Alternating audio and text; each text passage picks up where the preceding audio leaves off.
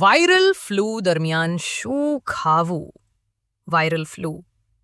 બદલાતા હવામાન દરમિયાન વાયરલ અને ફ્લૂ ચેપ સામાન્ય છે.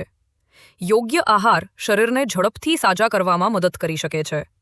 આ સમય દરમિયાન તમારા ખોરાક પર ખાસ ધ્યાન આપવું જોઈએ. તુલસી અને આદુની ચા.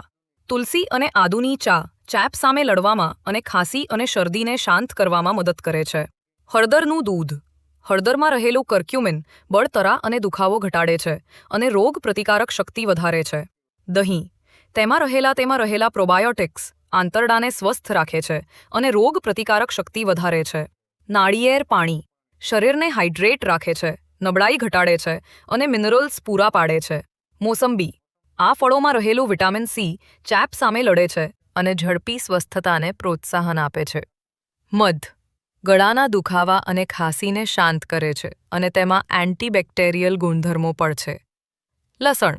લસણમાં કુદરતી એન્ટીવાયરલ અને એન્ટીબેક્ટેરિયલ ગુણધર્મો હોય છે જે ફ્લૂ સામે લડવામાં મદદ કરે છે. ઓટ્સ અથવા દલિયા. સરળતાથી પાચન થાય છે, પેટ પર ભારે નથી લાગતું અને શરીરને ઊર્જા આપી શકાય છે. બાફેલા શાકભાજી. આ શાકભાજીમાં રહેલા વિટામિન અને મિનરલ્સની નબળાઈ દૂર કરવામાં અને ઝડપી સ્વસ્થ થવામાં મદદ કરે છે. તો મિત્રો, રોજ આવા જ હેલ્થ રિલેટેડ વિડીયો જોવા અમારી ચેનલને સબસ્ક્રાઇબ કરો અને વિડીયોને લાઇક અને શેર કરો. ધન્યવાદ.